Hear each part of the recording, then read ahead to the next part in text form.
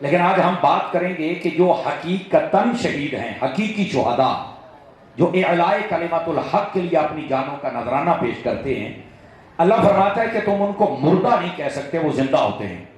حالانکہ آپ پڑھے لکھے حضرات ہیں کہ جب بندہ شہید ہو جائے تو شہید ہونے کے بعد اس کو قبر میں ہی رکھا جاتا ہے، وہ فوت ہو جاتا ہے، موت کا ذائقہ چکھ لیتا ہے، لیکن اس کے باوجود فرمایا کہ تم اس کو مردہ نہیں کہہ سکتے۔ اور یہی بات تو ہم سمجھا رہے ہیں کہ کئی قبروں میں چل کے زندہ ہوتے اور لوگوں کو سمجھ نہیں آتی، جی قبریں جڑا ٹوٹ گیا تو کدھا زندہ ہوتا ہے، میں کہ اینج ہوتا ہی۔ آپ قرآن مجید کو سمجھے ہی نہیں تو پھر بحث کا کیا مطلب ہے؟ تو جو شہید ہوتا ہے قبر میں جاتا ہے، 100 سال کے بعد بھی آپ اس کی قبر پہ جائیں تو آپ اس کو مردہ نہیں کہہ سکتے، کیونکہ اللہ نے منع کر دیا وہ زندہ ہے۔ تو بس یہی ہم سمجھا رہے ہیں۔ اور شہید کہاں زندہ ہے؟ اپنی قبر میں۔ جملے کا لطف لیجئے گا، بھائی شہید اپنی قبر میں زندہ ہے تو جو ہر قبر میں تشریف لائے پھر اس کے بارے میں فاضل بریلوی نے صحیح کہا ہے نا، تو زندہ ہے واللہ، تو زندہ ہے واللہ، میری چشم عالم سے چھپ جانے والے۔ تو پھر اس کے بارے میں تاجدار گرلا اعلیٰ حضرت تاجدار پیر میر علی شاہ صاحب نے صحیح کہا نا، اس صورت میں میں جانا تھا۔ موبائلوں سے نکل کے میری بات سنیے، اتنے کیمرے لگے پھر آپ موبائلوں پہ ویڈیو بنا رہے ہیں، ایسا تھکڑا نہیں گل ہے، یہ بھائی پالو ہوتا کوئی فائدہ نہیں، نہ ریکارڈنگ صحیح ہوگی نہ آواز صحیح آئے گی، اینا کو لے لیا کہ مسکینہ کرو، ذرا یہ بھیج پاؤ نا۔ ہاں بولیے سبحان اللہ ذرا پیار کے ساتھ۔ دوستانے کی رنگ میں صحیح کہہ رہا ہوں، دیکھو اتنے کیمرے ہیں، مجھے بس اوقات ہوتا ہے کہ میں ان کو روکوں کہ آپ ایسا نہ کیا کریں، اور میں پیچھلے بندے نہیں نظر ہوتے پہ این سمجھو سامنے میرے ایک تمبو لگا کھلوتا ہے، لیکن کیا کروں، یہ کہنے نے بھی اور تیریاں تقریریں وائرل ہو جانیاں، ساڑھی دال روٹی چلی ہے، مجھے وہ بھی ڈر لگتا ہے، لیکن ان کو میں اکثر یہ بھی کہتا ہوں کہ تھم پھر غلط نہ لایا کروں، یہ میں اکثر سمجھاتا رہتا ہوں، اور آج پھر میں کہہ رہا ہوں یہ بس اوقات ویورشپ کے چکر میں ایسا غلطی کر بیٹھتے نہیں ہونی چاہیے، جو سیدھی بات ہے آپ وہ لکھیں، اپنا مستقبل بھی برباد کرتے ہو، اگلے پر بھی انگلیاں اٹھاتے ہو تو یہ فائدہ نہیں۔ چلو آ گئے نے کہ مسکین مت آ کے آ ہی گئے نے تو چلو تسی برداشت کرو، میں نہیں کر رہا تسی بھی کرو، سمجھ آ رہی ہے؟ اگر یہ بنا رہے نا اب تک یہ جوالا تو کرنا تو سننا ہے، یہ بھی بات ادھر میرے دیکھو، موبائل کوئی نہ نکالے، بات سنیں آپ حضرات، میرے عزیز اور میرے پیارے بھائی، اس بات کو سمجھنے کی کوشش کیجیے، سمجھ آ رہی ہے آپ کو؟ میں آسان بول رہا ہوں اور آسانی سے بات سمجھاؤں گا۔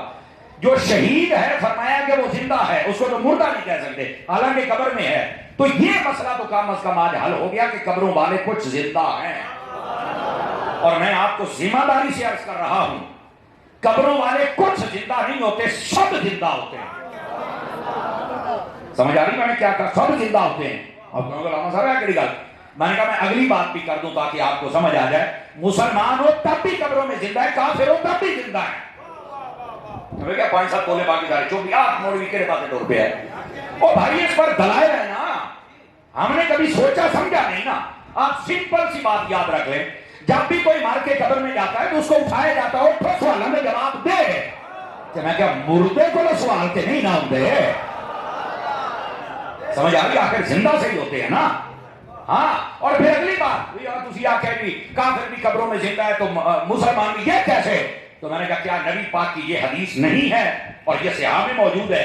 میرے نبی نے فرمایا انما القبر روضۃ من ریاض الجنہ او حفرۃ من حفرۃ النار، کہ قبر یا جنت کے باغوں میں سے ایک باغ ہے یا جہنم کے گڑھوں میں سے ایک گڑھا ہے۔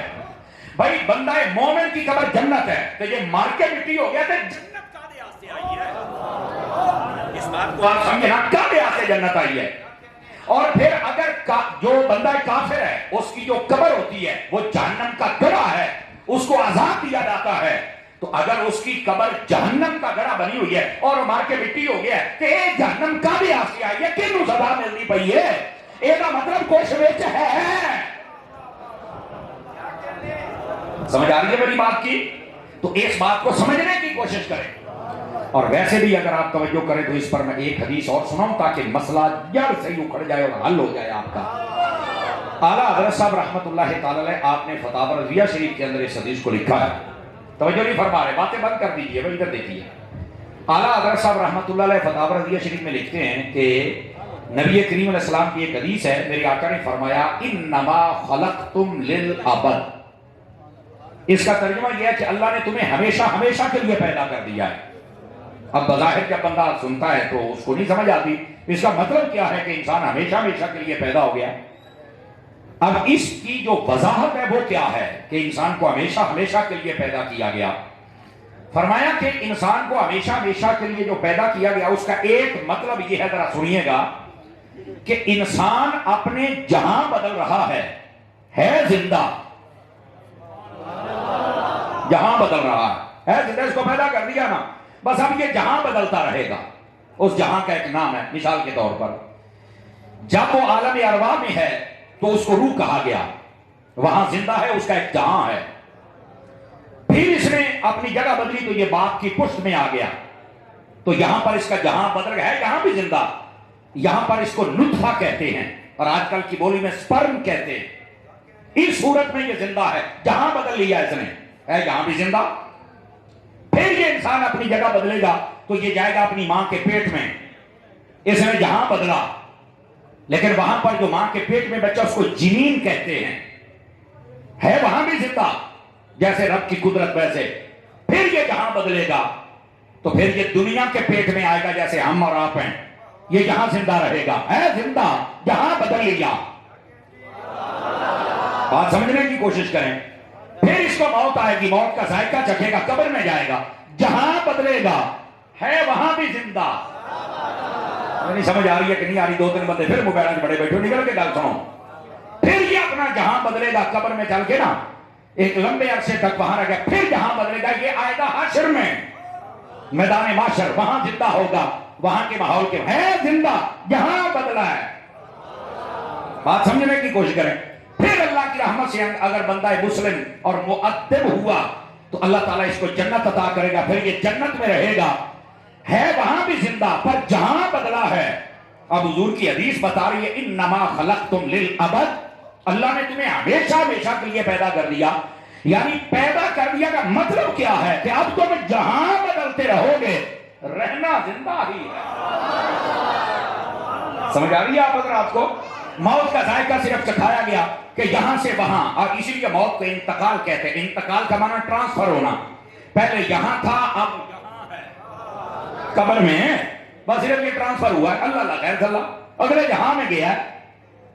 اور ویسے بھی یہ جو قبر کی زندگی, اس کو علماء کی بولی میں کہتے ہیں برزخی زندگی. برزخ پردے کو کہتے ہیں, پردہ سامنے آ جائے, پہلے ادھر زندہ تھا اب ادھر زندہ ہے زندہ.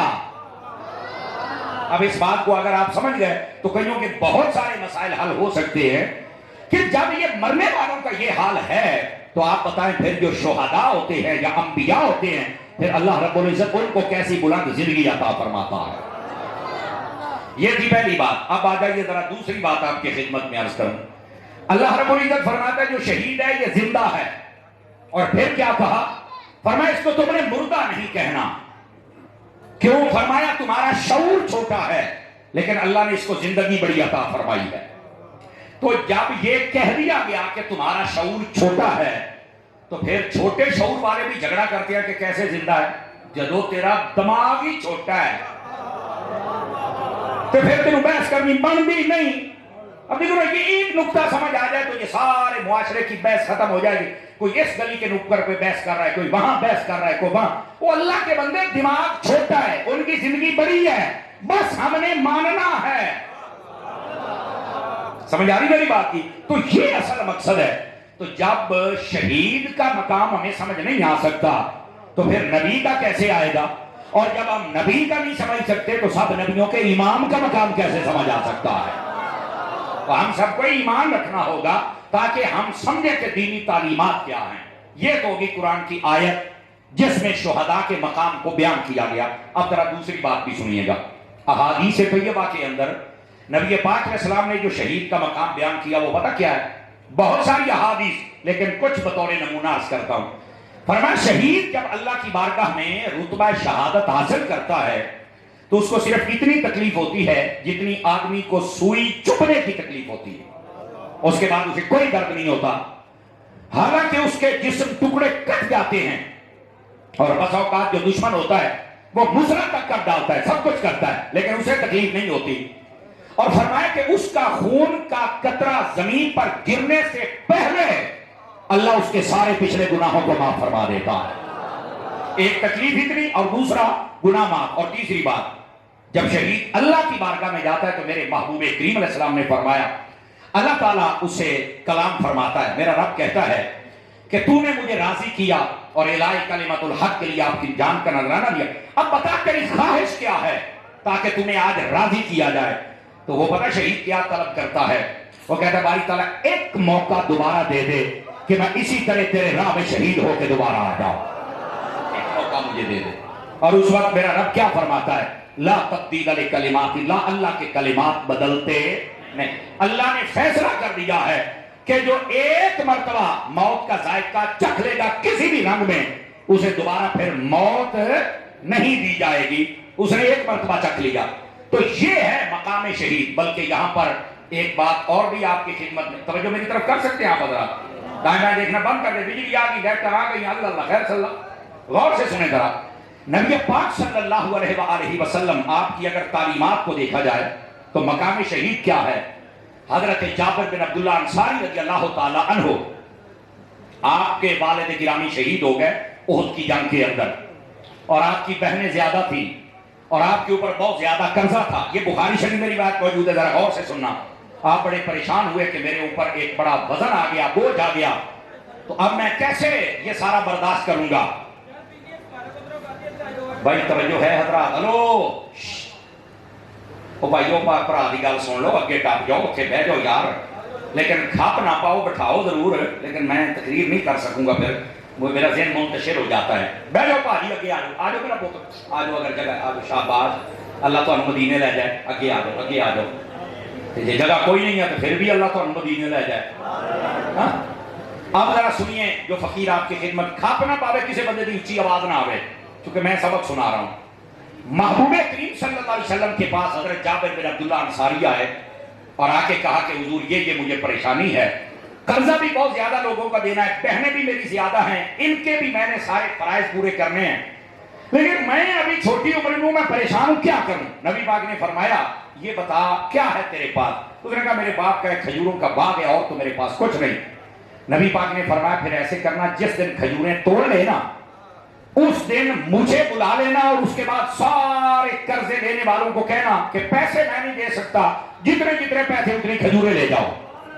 تو حضرت جابر کہنے لگے میں نے دل میں خیال کیا کہ اتنے تو میرا باغ اور زمین اور کھجوریں رلا سارا کچھ کر کے انہیں پیسے نہیں بڑھنے جنہیں قرضے نے، تو یہ کیسے پورا ہوگا؟ لیکن میں چپ اس لیے رہا کہ حضور نے کہہ دیتا کہ ڈل بن جانے ہیں۔ وہ کہتے ہیں کہ میں نے اس دن بلا لیا نبی پاک علیہ السلام کو، کھجوروں کا سارا توڑ کے ڈھیر لگا دیا۔ اب ذرا غور سے سنیے، بخاری شریف ہے، نبی پاک تشریف لائے، آپ نے کھجوروں کے اوپر فرمایا کپڑا دے دو، اس نے کپڑا کاٹ جو بھی سی انہیں دے چھڑیا حضرت جابر پاک نے۔ نبی پاک علیہ السلام نے کچھ اس پر پڑھا، اللہ بہتر جانے کیا پڑھا، اس کا مطلب ہے کھانا سامنے رکھ کے کچھ پڑھنے میں حرج تو کوئی نہیں، روکن والا میں ڈرامہ بنائی کر دینا جناب۔ نبی پاک نے کچھ پڑھا، اس کے بعد فرمایا کہ ذرا بلاؤ سب کو اور بولو کہ اپنے اپنے پیسے کے مطابق لے جاؤ۔ ایک کہا جی میرا 10,000 ہے، فرمایا 10,000 دیاں کھجوراں پارلا گٹو دے وچ او لے گئے۔ دوسرا میرا 20,000، فرمایا 20,000 دیاں کھجوراں لے جا۔ ایک کہا میری 1,000 دیاں، سارے لے گئے۔ جدو سارے لے گئے نا کہ نبی پاک علیہ السلام کے پیارے غلام حضرت سیدنا جابر کہتے ہیں جتنی کھجوریں میں نے توڑی تھی سارے لے جانے کے بعد بھی کھجوریں اتنی پڑی ہوئی تھی، سب کی پوری ہو گئی۔ غور سے سنیے ذرا اگلی بات، وہ کہتے ہیں کہ جب میرے ساتھ یہ واقعہ پیش آیا، نبی پاک نے دعا کی تھی کہ آپ تشریف لے گئے، فرمایا بس تو بھان کی ہوا ہے۔ اب اگلی بات سنیے، جب آپ بتانے کے لیے جا رہے تھے نا، راستے میں حضرت ابو بکر عمر سے ملاقات ہو گئی، کہ سنا کہتے انج ہویا ہے، فرمایا تینوں تو ہون پتہ لگ گیا سارے تولن تو بعد سانو اس لیے پتہ لگ گیا سی جے حضور آئے سر بھی یہ کام ہو گیا ہے۔ سمجھ آ رہی ہے؟ اب وہ پہنچے نبی پاک کی بارگاہ کے اندر، تو نبی پاک علیہ السلام نے اس وقت ان کے لیے دعائے برکت بھی فرمائی، سارے قرض بھی اتر گئے، سب کوئی دور ہو گیا۔ وہاں پر میرے نبی پاک نے ایک بات ارشاد فرمائی جو میں سنانا چاہتا تھا، وہ آپ سنیے۔ فرمایا جو بھی شہید ہو کے اللہ کی بارگاہ میں گیا ہے نا، جو بھی، فرمایا کہ اللہ نے اس کے ساتھ جو کلام کیا ہے وہ پردے اور اوٹ میں کیا ہے، اور فرمایا کہ اے جابر جب تیرا باپ گیا ہے تو اللہ نے بلا حجاب تیرے باپ سے کلام فرمایا۔ یہ جو شہید ہوتے ہیں رب ان سے ایسے کلام فرماتا ہے، اور وجہ کیا تھی کہ انہوں نے نہ گھر دیکھا، نہ بیوی دیکھے، نہ بچے دیکھے، نہ بیٹیاں دیکھی، بس دیکھا تو مصطفیٰ جان رحمت کو دیکھا ہے۔ تو شہید جب اپنی جان کا نذرانہ دیتا ہے تو پھر اللہ رب العزت اس سے کلام بھی فرماتا ہے۔ یہ ہے مقام شہید۔ اچھا پھر اس کا آگے بہت سارے معانی ہیں کہ شہید کا معنی گواہ بھی ہے، حاضر بھی ہے، موجود بھی ہے، یہ بہت سارے معنی اس کے پائے جاتے ہیں۔ لیکن ایک بات میں آپ کی خدمت میں عرض کروں جس کو مفتی احمد یار خان نعیمی نے لکھا، اور بات بڑی پیاری ہے، توجہ ہو تو سنا دوں تاکہ اگلی تمہید یہ ہے، اگلی بات سمجھنا آسان ہو جائے۔ مباحث نعیمیہ میں مفتی احمد یار خان نعیمی نے ایک بات لکھی، وہ فرماتے ہیں کہ ایک بندہ تھا، اس نے نا قرآن مجید پڑھا تو وہ پریشان ہو گیا، وجاءت سکرۃ الموت، یہ آیات پڑھ کے کہ موت بڑی سخت ہے اور شدید ہے، رونے لگ پڑا، اور روتے روتے جب سویا نا تو نبی پاک کا دیدار نصیب ہوا۔ فرمایا کیوں روتا ہے؟ اس نے کہا حضور میں روتا ہوں کہ موت بڑی سخت ہے۔ توجہ ہے حضرات کی کوئی نہیں جناب؟ تو میں پریشان ہوں کہ یہ کیا ہے؟ تو نبی پاک صلی اللہ علیہ وسلم نے فرمایا کہ یہ مسئلہ تو قرآن مجید میں ہے، اگر تو سمجھے گا تو تیرا مسئلہ حل ہو جائے گا۔ سننے والی بات ہے۔ اس نے قرآن مجید کھولا، پھر اس نے پڑھا، لیکن اس کو سمجھ نہیں آیا۔ پھر دوسرے دن سویا، نبی پاک صلی اللہ علیہ وسلم پھر خواب میں تشریف لائے، تو اس نے کہا حضور میرا مسئلہ نہیں حل ہوا۔ تو فرمایا قرآن مجید کا 12واں پارہ پڑھنا۔ آواز کمزور والے میرے اب دیکھو ذرا فرانسی کا ہے، 12واں پارہ پڑھنا۔ اس نے 12واں پارہ پڑھا، اس کا مسئلہ پھر نہیں حل ہوا۔ تیسرے دن پھر نبی پاک کا دیدار ہوا، تو فرمایا کسی عالم سے پڑھ۔ یہاں سے میں ان لوگوں کو کہتا ہوں جو اکیلے بیٹھ کے ترجمے پڑھتے ہو نا، نبی پاک نے کہا اسے بھی کہ پڑھ، لیکن مسئلہ نہیں لگیا۔ نبی پاک خود بتا سکتے تھے، فرمایا نہیں، کسی عالم کے پاس جا، اس واسطے جن نے بھی کل یہاں بیٹھ کے ترجمے پڑھ لو، علماء کو تو جانا پہنا ہے نا۔ ہاں یہی وجہ ہے جو اکیلے بیٹھ کے ترجمے پڑھتے ہیں پھر بیچارے نتیجے تک نہیں۔ حسین نے مدینہ چھوڑا کیوں؟ کہ لڑائی نہ ہو جائے۔ مکہ چھوڑا کیوں؟ لڑائی نہ ہو جائے۔ کوفہ جب پہنچنے لگے تو راستے میں راستہ روک لیا گیا، امام نے لڑائی نہیں کی۔ پتا چلا کہ مسلم بن عقیل شہید ہو گیا، لڑائی نہیں کی۔ 10 محرم کا دن چڑھ گیا، 3 دن کا پانی بند ہے، لڑائی نہیں کی۔ پہلا تیر امام حسین نے نہیں پیتا، لڑائی نہیں کی۔ کیوں؟ حسین امن کا نام ہے۔ حسین کس کا نام ہے؟ امن کا۔ میرے حسین نے لڑائی نہیں کی، میں آپ کو بتا رہا ہوں۔ پہلا تیر جب عمر بن سعد نے پھینکا نا، تو آپ نے کہا یا اللہ تیرا شکر ہے، نہ میں لڑائی چاہتا تھا نہ میں نے کی ہے، اور ابتدا انہوں نے کی ہے۔ امام حسین تو امن کا نام ہے، پتا چلا حسین کا جلسہ ہو تو امن جانا چاہیے۔ امام حسین کا جلسہ ہوتا ہے، کوئی صحابہ کے خلاف باتیں، کوئی اہل بیت کے خلاف باتیں، میں کیا بندے بنو، توجہ میری طرف آئی، خبردار کوئی نبی پاک کے صحابہ اور اہل بیت کے خلاف بات کرے، جلسہ امام حسین کا ہے تو ذکر بھی امام حسین کا کر، حقائق بتا، اعتراضوں کے جواب دے، پتا چلے کوئی بندہ صحابہ اور اہل بیت کا دفاع کر رہا ہے۔ اب یہ جو کہتے ہیں صحابہ کہاں تھے، ادھر دیکھیں بھائی جان، پہلی بات یہ ہے کہ یہ واقعہ نبی پاک کے پردہ کرنے سے 50 سالوں کے بعد پیش آیا۔ کتنے سالوں کے بعد؟ امام حسین کی عمر اس نے 7 سال 7 مہینے 7 دہاڑے جیسے نبی پاک نے پردہ فرمایا، تو اس کے بعد 50 سال تقریباً 56 57 یا 58 سال عمر بن گئی امام حسین پاک دی۔ یعنی آپ اس وقت بچپنے کے عالم میں تھے جب نبی نے پردہ فرمایا۔ تو جو بڑی عمر کے صحابی تھے اکثر فوت ہو گئے تھے، شہید ہو گئے تھے۔ تو لفظ پھر نہ کربلا دے وچ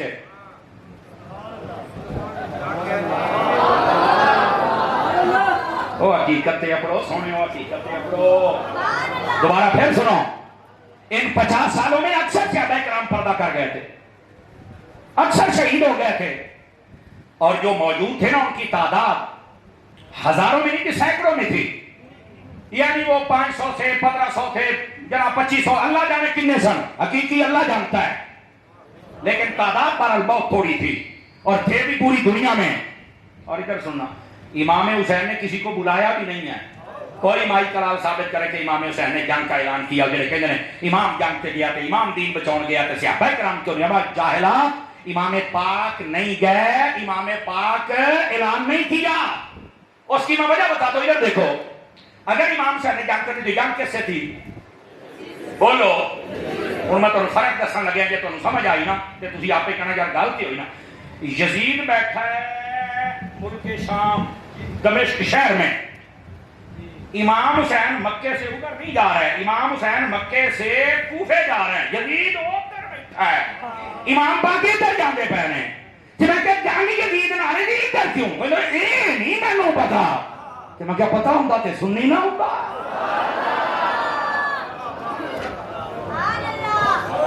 پوائنٹ سمجھا آپ حضرات نے؟ پہلی بات۔ دوسری بات، جنگ کی جاتی ہے وہاں جہاں بندے کی پوزیشن مضبوط ہو. امام حسین کی پوزیشن سب سے زیادہ مضبوط یا مکے تھی یا مدینے تھی, تو آپ نے یہاں اعلان تو نہیں کیا. اور یہاں گل تو ٹھیک ہے, تو میں کہا پھر جنگ نہیں ہے. اور جو جنگ لڑنے جائے وہ 6 ماہ کے بچے ساتھ لے کے جاتا ہے, عورتیں ساتھ لے کے جاتا ہے. کہتا نہیں. تو میں کہا کیوں لگا ہے؟ یہ دلیل ہے کہ آپ جنگ پر نہیں گئے. اور پھر کاش کہ میں سمجھا پاؤں, کاش. میں نے کہا میں مانتا ہی نہیں کہ امام حسین نے کسی کو بلایا ہو اور لوگ نہ آئے ہوں. اگر بلاتے نہ آتے تو میں بھی اعتراض کرتا. کہتا تیرے کو کی دلیل ہے؟ میں کہا پہلی تو دلیل ہے پورا ذخیرہ کتب کھول اور مجھے بتا کہاں امام حسین نے کسی کو بلایا ہے. پہلی دلیل. اور دوسری یہ ہے, میں نے کہا 1400 سالوں کے بعد لاہور شہر میں ایک ویل چیئر پہ بیٹھنے والا بابا آ جائے اور اس کا نام ہو خادم حسین, اور دین پر اگر وقت آ جائے تو وہ آواز لگائے تو پورا ملک آ جاتا ہے. میرے جملے کا مول پائیے جمانے والے آج کا, اگر حسین کا خادم بلائے تو سارا ملک آ جائے, اگر حسین بلائے تو کیسے نہیں آ سکتے ہیں؟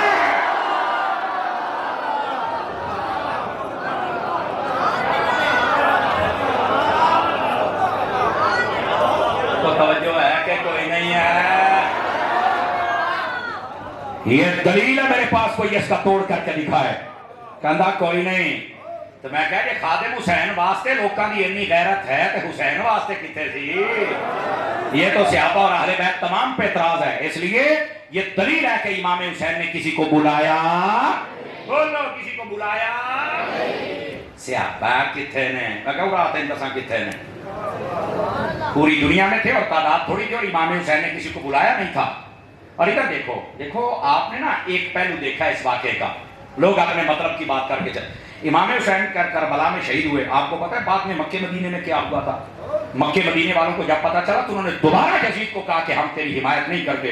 یزید نے مکے پر بھی حملہ کیا, مدینے پر بھی حملہ کیا. 3 دن نبی پاک صلی اللہ علیہ وسلم آپ کی مسجد میں نماز نہیں ہوئی 3 دن تک. یزید نے اتنا ظلم کیا. بھائی جان آپ کہاں بیٹھے ہوئے ہیں؟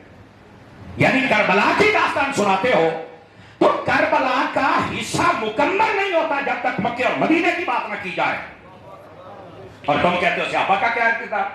یہ جب صحابہ کو بعد میں پتا چلا کہ انہوں نے امام صاحب کو شہید کر دیا ہے تو صحابہ کرام نے پھر کہا کہ جتنے باقی تھے ہم کوئی تیری حمایت نہیں کرتے.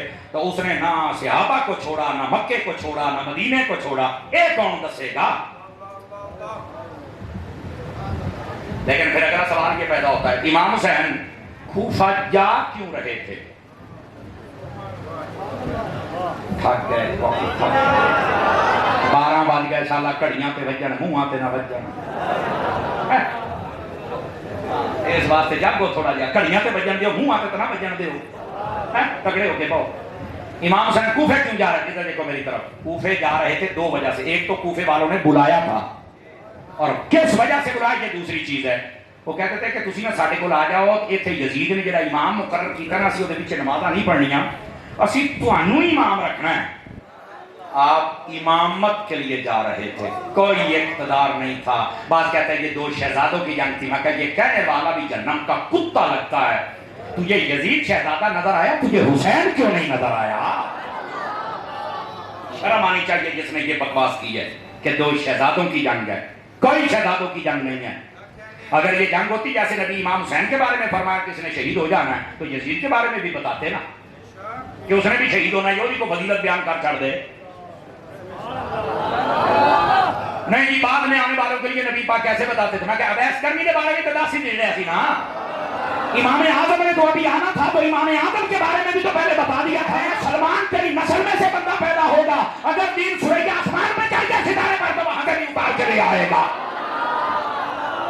اگر میرے نبی اتنی باتیں بتا سکتے تو یزید کے بارے میں کوئی فضیلت نہیں بتا سکتے؟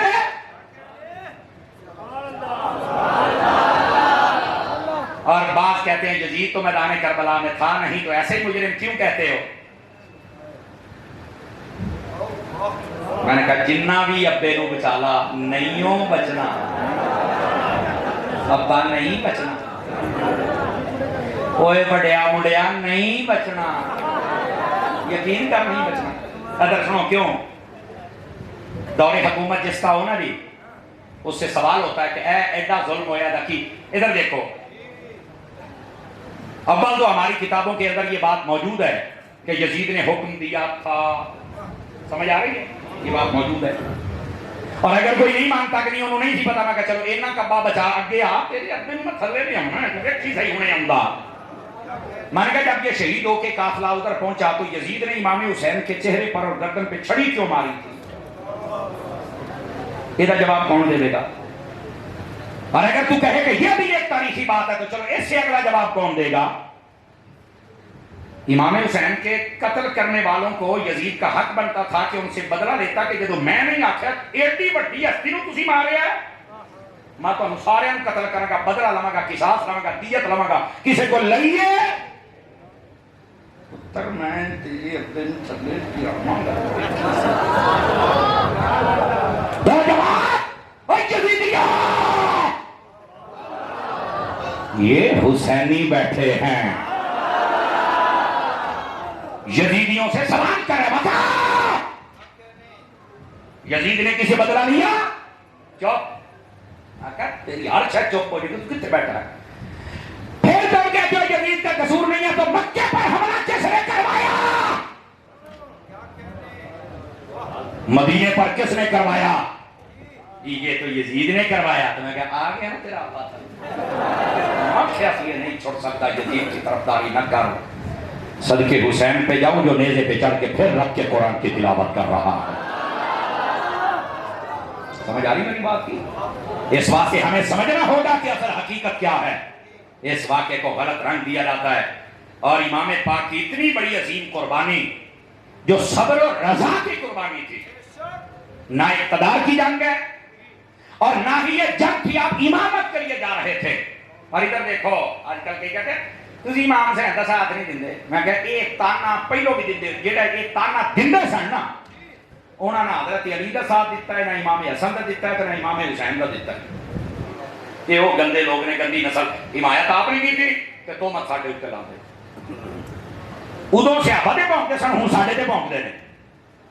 نہ صحابہ دا قصور ہے نہ ساڈا قصور ہے. سمجھ آ رہی ہے؟ اس واسطے حقائق کو سمجھو. اور بات ذرا اختتام کی جانب لے کے آ رہا ہوں اور کاش میں یہ بات سمجھا پاؤں. جتنے حضرات آپ تشریف فرما ہیں آپ سب کے ضمیر کے دروازے پر دستک دے رہا ہوں. امام پاک کا یزید سے اختلاف کیوں تھا؟ یزید فاسق ہے، فاجر ہے، شرابی ہے، کبابی ہے، سودی ہے. سمجھ آ رہی ہے؟ بدکار ہے، بے ادب ہے، صحابہ کا، اہل بیت کا، مکے کا، مدینے کا. اے یہ یزید.